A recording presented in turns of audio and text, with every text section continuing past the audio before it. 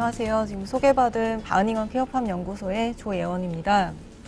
저는 오늘 네덜란드 케어팜 사례를 가지고 이제 치유농업이 무엇인지, 우리나라에서 어떻게 활용을 할 수 있을지 치유농업에 대한 얘기를 좀 해보려고 하는데요.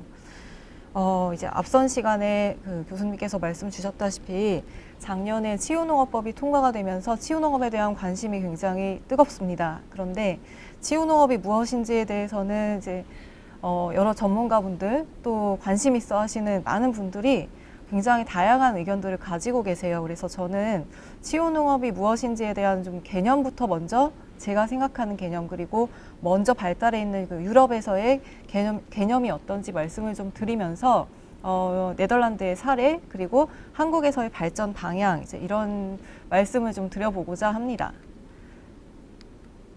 예.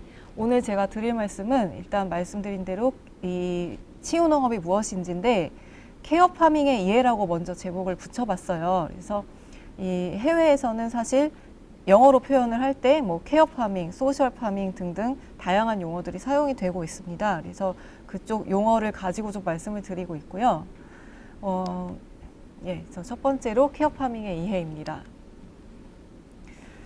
제가 이제 좀 이해를 돕기 위해서 간략하게 이제 원을 사용해서 이런 원리를 좀 설명을 드리고 있어요.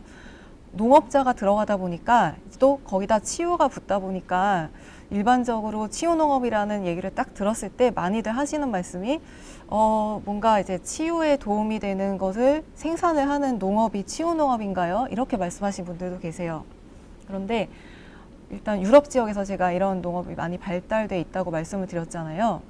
거기서 어떻게 얘기를 하냐면은 농업을 활용을 하되, 제가 이제 가운데 연두색 동그라미에 써놓은 다양한 다른 종류의 가치들, 뭐 돌봄, 복지, 헬스케어라고도 부르고요, 고용, 이런 재활부터 시작을 해서 이제 사회통합에 이르기까지 굉장히 다양한, 그러니까 농업과는 다른 가치들이 결합이 됐을 때 그거를 이제 영어로 뭐 케어파밍, 소셜파밍, 그린케어 등등등 각 나라마다 조금씩 다른 용어를 사용해서 부르기도 하고, 또 나라마다 조금씩 어떤 지향점이라고 할까요? 성격이 다르기도 합니다. 하지만 큰 그림에서 봤을 때 이제 이런 모습을 뭐 우리나라 말로 치유농업 혹은 뭐 사회적 농업이라고 부르기도 하고 돌봄농업이라고 부르는 경우도 있어요. 농업의 입장에서 봤을 때는 여러분들 이제 농업 쪽에서 6차 산업 이런 얘기를 많이 좀 들어보셨을 텐데, 비슷하게 농업을 먹거리 생산이 아니라 다른 방향으로 활용을 하는 모습으로 이해를 하시면 좋을 것 같고요. 또 마찬가지로 다른 뭐 복지라든지 돌봄의 영역에서 바라봤을 때는 이 치유농업이라는 게 기존의 뭐 복지 서비스라든지 뭐 여러 가지 재활, 뭐 의료 이런 서비스를 혁신적이고 다른 방식으로 제공을 하는 이제 그런 관점에서 치유농업을 이해를 한다.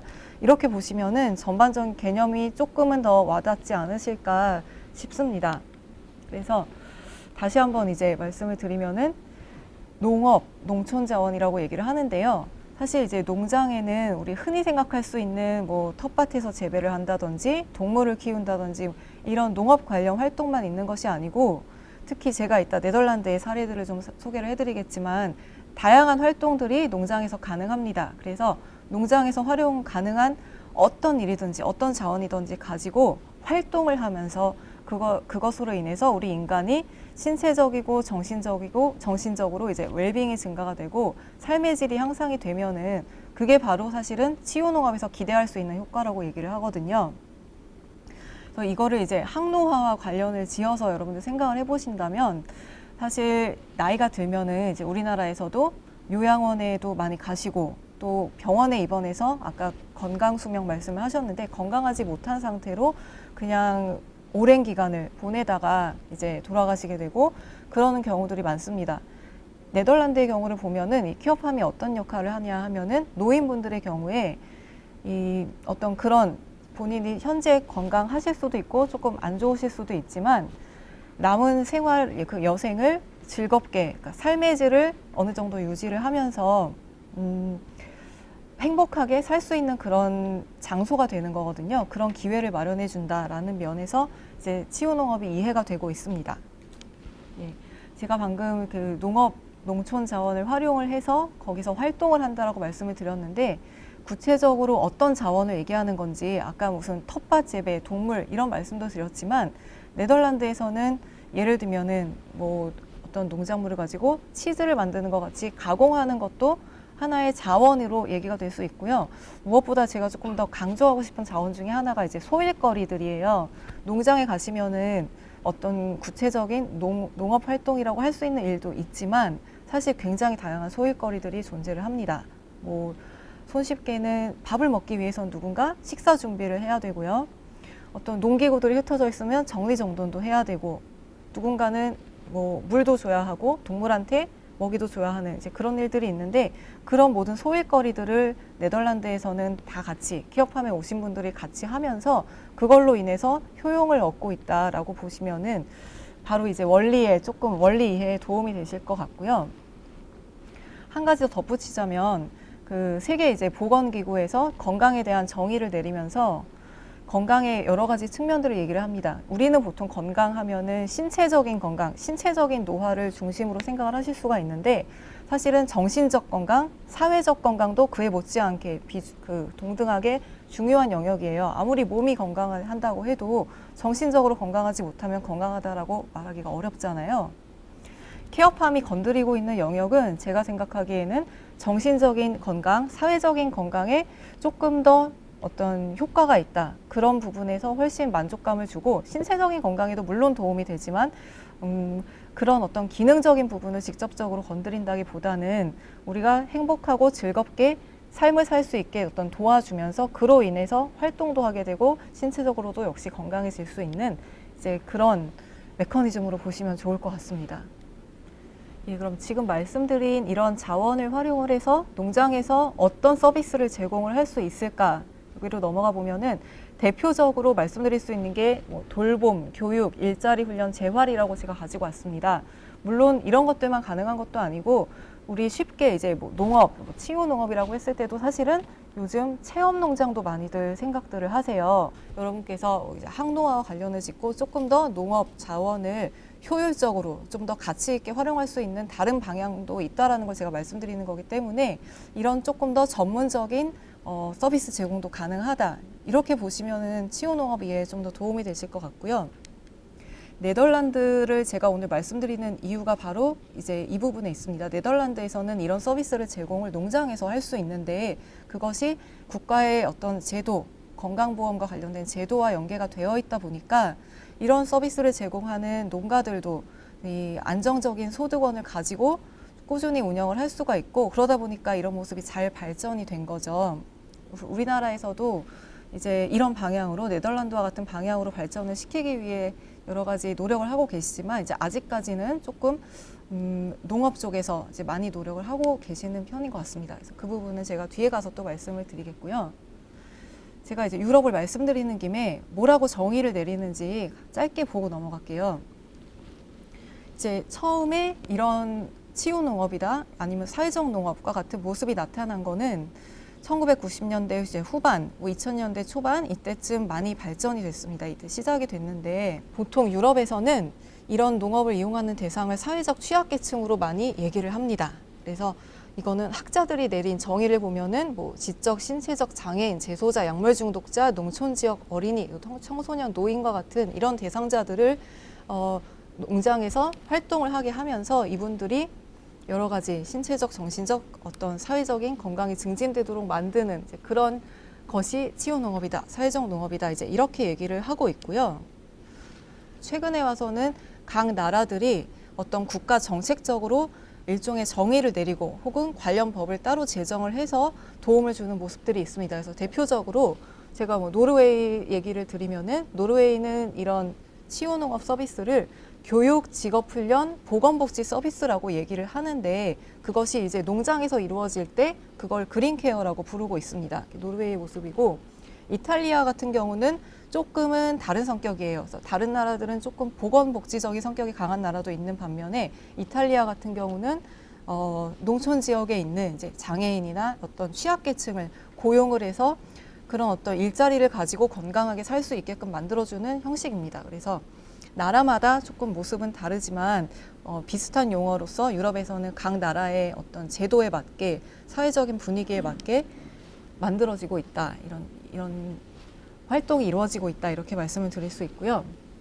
네덜란드로 이제 조금 더 구체적으로 넘어가 보겠습니다. 네덜란드에서는 이런 농업을 케어파밍이라고 부르고 농장을 케어팜이라고 부르기 때문에 제가 이제 네덜란드 케어팜이라고 쭉 명칭을 부를 텐데요.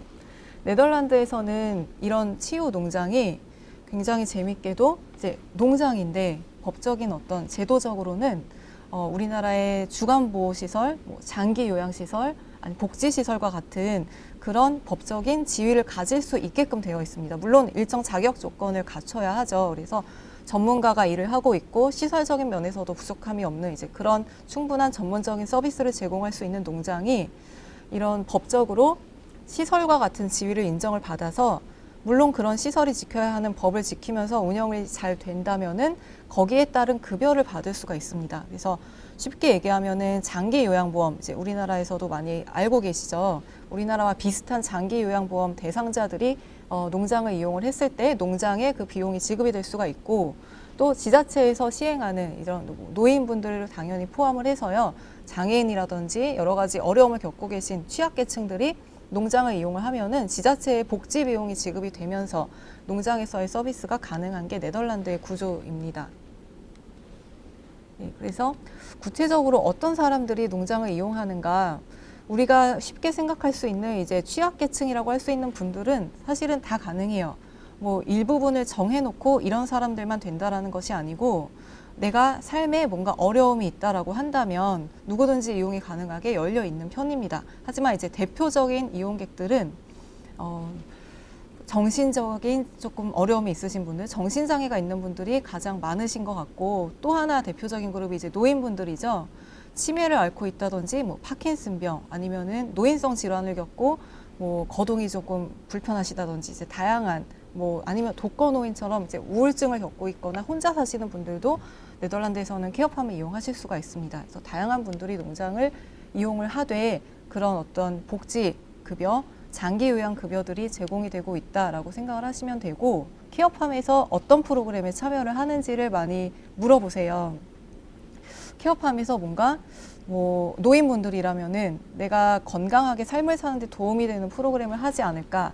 혹시 장애인이라면은 뭔가 뭐 장애 어떤 증상에도 불구하고 뭔가 할 수 있게 도와주는 프로그램이 있지 않을까라고 생각들을 하시는데 먼저 말씀드릴 거는 특별한 어떤 뭐 프로그램을 구성을 해서 하는 것이 아니고 어떤 원칙 하에서 다양하게 농장에서 기본적으로 하시는 일들을 한다라고 보면은 조금 실망을 하실 수도 있겠지만 사실은 그게 맞습니다. 그래서 제가 이제 생각해본 원칙들이 있어요. 자유롭고 유연한 활동을 하게 도와준다. 다만 방치해서 사람들을 뭐 노인이건 어린이건 마음대로 농장을 왔다 갔다 하는 모습이 아니고 농장 직원들이 항상 줄을 짜서 함께 합니다. 함께 이동을 하고 함께 활동을 하고 가장 사실 중요한 거는 각 그 이용하시는 분들이 내가 무엇을 하고 싶은지, 내가 평소에 동물을 좋아하는지, 텃밭 활동을 좋아하는지, 공방에서 만들기를 좋아하는지 그런 선호도에 맞게 할 수 있게끔 그런 기회를 마련해 준다. 이것이 사실 핵심 포인트라고 생각을 하고요. 농장에 하루에서 해야 하는 스케줄과 그 다음에 계절별로 해야 하는 일에 맞게 자연스러운 농작업에 참여한다. 이제 이것이 기본 원칙입니다. 그래서 마지막으로 제가 가장 중요하다고 생각하는 게 농장에서는 누군가는 해야 하는 일을 하셔야만 합니다. 그러니까 동물이 굶어 죽지 않게 하기 위해 누군가 먹이를 줘야 하고 농장에 뭔가 요리를 하는 것도 여기 온 사람들이 다 같이 밥은 먹어야 하잖아요. 그렇기 때문에 내가 일을 하고 정말 뿌듯함을 느낄 수 있는 무언가가 분명히 있습니다. 그래서 그런 거를 하면서 유용하고 보람을 주는 활동으로서 내가 성취감을 느낄 수 있게끔 프로그램이 구성이 되면 그게 저는 네덜란드 케어팜에서의 프로그램이라고 생각을 합니다. 몇 가지 사진을 통해서 좀 보여드릴게요. 오늘은 이제 저희 항노화 포럼이기 때문에 특히 노인분들 활동이 가장 궁금하실 것 같아서 다양한 그 이용객들 중에서도 노인분들 모습을 보여드릴 건데요. 지금 사진에 보이는 이분은 여기 이제 노인 전용 케어팜입니다. 네덜란드에서요. 이분은 아침에 농장에 오시면은 여기 토끼장이 굉장히 여러 개가 있어요. 그래서 모든 토끼장을 하나하나씩 다 돌아다니면서 먹이를 안에 넣어주고 배변판을 청소를 하는 걸 합니다. 그러면은 이분은 이거를 힘드실 텐데 왜 쉬시지 않고 노인분이 왜 왔다 갔다 하면서 이걸 하실까요? 더 안 좋지 않을까라고 생각하실 수도 있지만 오히려 이분의 입장에서는 내가 이렇게 아직도 이런 일을 난 할 수 있는 사람이야. 토끼들은 내가 키우고 있어 라는 생각을 가지고 오히려 이게 더 행복하고 즐거우신 거거든요. 이렇게 케어팜에서는 일을 한다라고 생각은 하지만 그 일이 오히려 내가 할 수 있는 범위 안에서 나한테 즐거움을 주는 그런 일들을 하시게 되고, 이제 다른 농장들에도 사실 강아지나 닭, 제가 이제 미니 돼지 사진도 보여드리고 있는데 사실 케어팜은 동물들이 굉장히 많습니다. 그래서 다양한 동물들을 돌보는 거는 이제 노인분들도 좀 쉽게 접근하실 수 있기 때문에 너무 이제 큰 대동물이 아니면은 이 동물을 키우는데 같이 참여를 많이 하십니다. 또 하나 이제 할아버지들, 남성분들이 정말 좋아하시는 활동 중에 하나가 이제 공방에서 작업을 하는 건데요. 이게 농업하고 무슨 관련이 있느냐 이제 생각을 하실 수도 있죠. 제가 앞서서 어떤 이론적인 얘기를 드리면서 이 케어팜은 오시는 분들이 선호하는 활동, 만족할 수 있는 활동을 제공하는 어떤 그런 공간이라고 말씀을 드렸는데, 네덜란드 케어팜에서는 이제 농장주들이 어떻게 생각을 하냐면 오시는 분들이 모든 사람이 전부 다 밭에 나가서 뭔가 작업을 하고 전부 동물하고만 활동을 하는 걸 좋아하지는 않을 텐데, 매일매일 오신다면은 하루는 이걸 해도 하루는 다른 거를 하고 싶으실 텐데 다양한 활동 옵션을 제공을 해줘야 이분들이 여기 와서 충분히 즐겁게 시간을 보내실 수 있다 이렇게 생각을 하기 때문에, 특히 이제 서양 사람들이 이런 만들기, 직접 가구도 제작하고 하는 걸 좀 좋아하시잖아요. 그래서 거의 대부분의 케어팜에 가보면은 이런 공방들이 참 많이 있습니다. 그래서 여기서 일하시는 할아버지들은 취미용품, 장식품, 아니면은 자기 집에 필요한 물건 이런 거를 다 만드세요. 그리고 선물도 주고 하면서 굉장히 뿌듯함을 느낍니다. 이걸 손자들한테 선물을 하면서 할아버지가 이런 것도 할 수 있는 사람이야 하면서 이게 바로 정신적인 건강에 도움이 되는 것이죠. 또 이제 여성분들, 할머니 분들은 사실 이런 또 미술 작업 이런 쪽에 많이들 계세요. 그래서 이런 것도 가능하고, 지금 이제 할아버지들이 지금 무엇을 하시냐면은 콩을 까서 요리 준비를 하고 계십니다. 보통 이런 거는 왠지 우리나라에서는 이제 할머니들이 모여서 하실 것 같은데, 네덜란드에서는 남녀 구분도 없고 우리가 먹을 거 우리가 직접 요리 재료도 다듬고 요리도 하고 그런 게 하나의 할 일이 되기도 하고, 이게 나한테 굉장한 또 즐거움을 주는 일이죠. 그래서 네덜란드에서는 이렇게 자연스럽게 일에 참여를 하십니다. 그래서 식사 시간과 차 마시는 시간 모습인데요. 이런 시간이 되면은 이제 각자 흩어져서 자기 공방에도 가 있고 텃밭에도 가 있고 하다가도 또 모여서 다 같이 담소를 나누고, 이것이 다른 사람들과의 교류, 사회성 향상 이런 것에 도움이 되는 거죠. 여기도 또 다른 이제 노인 전용 농장의 모습인데 정원을 갖고 계십니다. 그래서 이 농장은 정원도 있고 텃밭도 있고 동물도 있고 이제 다양한 곳들이 있어서 이렇게 여기저기 가서 활동을 하시고요. 이런 할아버지도 지금 이제 곤충 호텔이라고 네덜란드 농장에서 많이 갖다 놓는 건데 저런 거를 직접 만드시죠. 그래서 하나의 그냥 할 일 중에 저런 것도 가능하다. 소풍, 피크닉 시간이에요. 여기도 노인 전용 농장입니다. 그래서 농장 바로 주변이 저런 산책로, 소도 키우고 있고 완전 시골 모습이라서 이렇게 돌아다니시면서 소풍도 하시고 맛있는 것도 드시고 하고 있고요.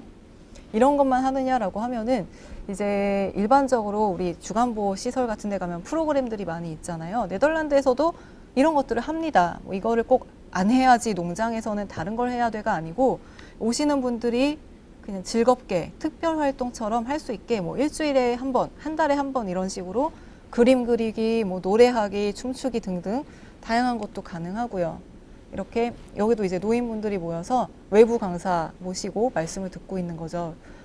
이런 다양한 것들이 다 농장에서 이루어지고 있다라고 말씀을 드리고, 여기 사진에 보이시는 분도 이제 나이가 드시고 뇌졸중을 겪으면서 몸 한쪽이 마비되신 노인분이세요. 그래서 이분은 처음에는 집에 하루 종일 누워만 있고 아무것도 못 하다가, 사실 이제 우리나라 같으면은 이런 분이 병원에 입원을 해 계시거나 요양병원에 입원해서, 왜냐면은 지금 마비가 됐기 때문에 혼자서 활동할 수 있는 것이 굉장히 제한적입니다. 이제 그러셨을 텐데 이분은 농장에 나오기 시작하면서 이제 제2의 인생을 살고 계십니다. 그래서 혼자서 자전거를 개조해서 본인이 마비돼서도 살 수 있게 개조를 했고, 아까 보여드린 공방에서 만들기 하는 걸 굉장히 즐겨 하세요. 그래서 한쪽 손만 활용을 해서 색칠도 하고 다른 사람들 일도 도와주고 하면서 너무나 즐겁게, 그러니까 몸은 마비가 돼서 건강하지 못하다라고 우리는 생각할 수 있지만 이분은 이제 정신적으로는 여기서 건강을 찾으신 거거든요.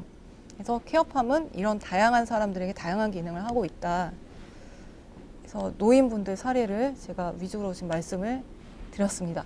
조금 다른 성격의 농장인데요. 여기는 거주형 농장입니다. 지금까지 보여드린 농장은 모두 이제 데이케어 시설이라고 해서 뭐 아침에 가셨다 오후가 되면 집으로 돌아가는 그런 시설들인데, 네덜란드에는 아무나 이런 거주형 시설에 들어갈 수는 없어요. 왜냐하면은 거기서 어떤 케어팜이 됐던 장기 요양보험이던 전반적인 보건복지 정책의 목표가 살던 집에서 최대한 건강하게 오래 지내실 수 있게끔 하는 것이기 때문에 웬만하면은 자기 집에 계시면서 왔다 갔다 하는 게 오히려 좋겠죠. 어디 요양원에 들어가는 것보다는. 그런데 정말 치매가 심해져서 중증 치매 환자가 되는 경우에는 이런 거주형 어떤 치매 환자를 위한 케어팜에 들어가실 수가 있습니다. 지금 보시면 농장 같지는 않아 보이기도 하시죠. 건물들을 제가 가지고 왔는데 이런 그 개인 독방인데 이런 건물에 치매 어르신들이 살고 계시면서 실제로 농작업이나 여기 보시면 같은 농장이거든요. 앞에 보면 텃밭도 있고 동물도 굉장히 많고 뭐 유리 온실도 있고 농장으로 꾸며놨습니다. 그래서 여기 사시는 분들은 농장 안에선 자유롭게 왔다 갔다 하고 정말 하고 싶은 일을 마음대로 하면서 지낼 수 있게 해놨거든요. 그래서 사실 치매 어르신들을 묶어놓거나 건물에 가둬놓거나 건물 뭐 6, 7층에 해서 엘리베이터를 혼자 못 타는데 타지 않으면 밖으로 못 나가게 하는 그런 시설이 아니고 자유롭게 이렇게 안을 돌아다니면서 동물들하고도 뭐 만져보고 먹이도 주고 여러 가지 활동을 할 수 있는 곳이 이제 네덜란드의 케어팜의 모습입니다. 네덜란드의 모습을 보여드렸고요. 한국의 모습에 대해서는 지금 짧게 이제 어떤 방향으로 나아가면 좋을지 제 생각을 좀 말씀을 드리려고 합니다. 그거에 앞서서 우리나라의 지금 치유농업법이 작년에 제정됐다라고 아까 보셨죠? 이 우리나라에서의 현재 치유농업은 농촌진흥청에서 연구개발해서 이제 현재 쭉 이끌어 나가고 있는데 유럽의 모습하고 조금은 차이가 있어요. 일단 정의에서 보시면은 전 국민이 대상으로 되어 있습니다. 전 국민의 건강 회복 및 유지 증진을 목적으로 하는 농장에서의 다양한 활동을 얘기를 하고 있는데, 뭐 대상이 전 국민이 됐다라고 해서 이거는 유럽하고 뭐 완전히 다르냐라고 하면은 그렇지는 않죠. 그렇지는 않다라고 생각은 합니다만 뒤에 또 말씀을 드리겠지만 대상이 신체적으로 정신적으로 건강한 분이냐 건강하지 못한 분이냐에 따라서 제도적으로나 활동적으로 조금 달라져야 될 부분은 저는 있다라고 생각은 하고요. 이제 우리나라에서는 현재 다른 것보다도 식물 자원, 그러니까 원예 치료가 사실 치유농업의 발전에서의 어떤 시작이라고 많이들 말씀을 하시다 보니까 식물 자원을 활용한 활동의 개발이 많이 좀 이루어진 편입니다, 현재는.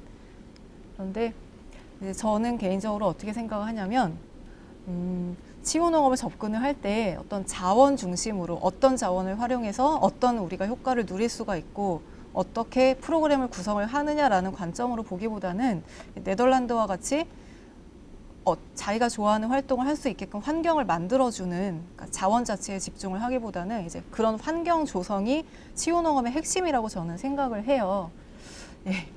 일단 국내 치유농업의 이제 현황으로 간략하게만 말씀을 드리면은 현재 치유농업 법 통과 이후에 치유농업사 자격증도 만들어지고 있고요. 그 다음에 치유농업에 대한 효과 연구가 많이 이루어지고 있습니다. 그래서 이 부분은 제가 그냥 간략하게 넘어갈 거고요. 현재 우리나라에 케어팜이 있는가라고 많이들 질문을 하세요. 그래서 이게 사실 저로서는 조금 어려운 질문입니다. 왜냐하면 케어팜이 무엇인지 혹은 치유농업이 무엇인지 또 비슷한 개념으로 사회적 농업이라는 개념도 있는데 이런 것들이 좀 정확하게 어떤 것인지 아직까지는 분명하지는 않은 상황이라고 저는 생각을 해요.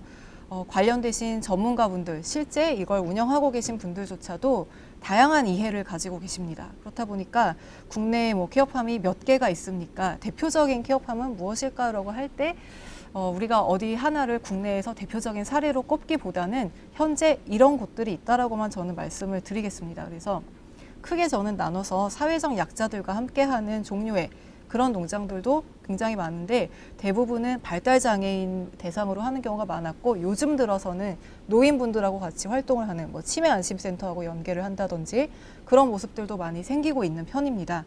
그거 이외에 그럼 또 다른 케어팜들은 무엇이냐라고 하면은 이제 소위 얘기하는 뭐 힐링을 목적으로 건강 회복, 건강 치유, 뭐 이런 거, 자연 치유 이런 것들을 어떤 주제로 삼아서 여러 가지 체험 프로그램을 제공하는 농장들도 있어요. 그래서 사실은 이런 농장을 케어팜이라고 부를 것인가 말 것인가는 이제 조금 전문가들의 조금 공론화가 필요한 영역인 것 같지만 이런 농장들이 어떻게 보면 조금 더 저는 많다라고 생각을 합니다. 그래서 제주도에서도 저는 뭐 분류를 해서 각각 개발시킬 수 있다라고 생각을 해요. 발전을 시킬 수 있다라고 생각을 해서 그 부분을 뒤에 가서 좀 말씀을 드리려고 합니다. 저는 이제 우리나라에서 케어팜을 어떤 식으로 활용을 해서 활동을 할 수 있을까라고 할 때 이제 제 나름대로 한 5개 정도 대상으로 분류를 해봤어요. 그래서 쉽게 얘기를 하면은 이제 약자들과 함께하는 아까 뭐 장애인이나 노인들 있었죠. 대표적으로 그런 분들과 함께하는 어떤 농업 활동도 있을 수 있겠지만 한쪽 끝에는 제가 가장 오른쪽에 이제 쉼 휴식의 장소라고 얘기를 한 게 이제 아까 말씀드린 어떤 약간은 체험형에 가까운 힐링을 목적으로 하는 이제 그런 농장들도 한켠에 있습니다. 제가 얘기하는 케어팜에서는요. 물론 해외 사례에서는 이런 농장이 포함되지는 않지만 이제 저는 현재 우리나라에 이런 모습들이 다 존재하고 있기 때문에 각자의 영역을 존중을 해주고 각자 잘 발전시킬 수 있으면 좋겠다라고 생각을 해서 한 5개 정도로 분류를 해봤고요. 일단은 첫 번째 있는 장애인 돌봄 시설로서 노인 요양 서비스를 제공하는 시설로서는 아마 쉽게 이해가 가실 거예요. 또 하나는 이제 특수교육해서 자폐증, ADHD 이제 이런 게 있는 아이들을 위한 농장도 있습니다. 그래서 이런 영역은 이제 잘 이해가 되시겠지만 또 하나의 영역으로 재활 치유의 공간이라는 부분은 이제 제가 생각했을 때 오래가는 장애가 있거나 뭔가 치료가 평생 가는 그런 어떤 어려움을 겪고 계신 분들이 아니라 우울증이 굉장히 심하고 뭐 번아웃 증후군이 왔고 트라우마를 겪고 있고 이런 분들이 사실은 뭐 남녀노소를 구분하지 않고 굉장히 많잖아요. 그래서 그런 분들이 일정 기간 동안 농장에 와서 활동을 하면서 그야말로 치유를 얻을 수 있는 그런 방향으로도 케어팜이 활용될 수 있다라고 생각을 합니다. 그래서 저희가 이제 항노화라는 주제랑 연관을 짓는다라고 할 때도 사실은 꼭 그거를 노인 요양 시설로서만 볼 필요는 없다고 저는 생각을 하고요. 예를 들면 신체적으로는 건강하고 특별한 어려움이 없지만 이제 노인분들이 여기 제가 이제 재활 치유의 공간으로 얘기하는 그런 성격의 농장에 가셔서 여러 어떤 활동 프로그램에 참여를 하면서 충분히 도움을 얻으실 수도 있습니다. 그래서 이런 것들을 구분을 지어서 뭐 누구는 저런 성격의 농장에만 가야 하고 농장 하나는 하나의 성격만 가져야 하고 이제 이런 것이 아니고 이런 복합적인 다양한 성격들이 있다라는 걸 인지를 하고 이런 것들을 농장에서 각자 특화시켜서 뭐 아니면 운영자가 본인의 어떤 경력에 맞게 운영을 하실 수 있겠다 제 생각을 하고요. 거의 마지막에 왔는데요.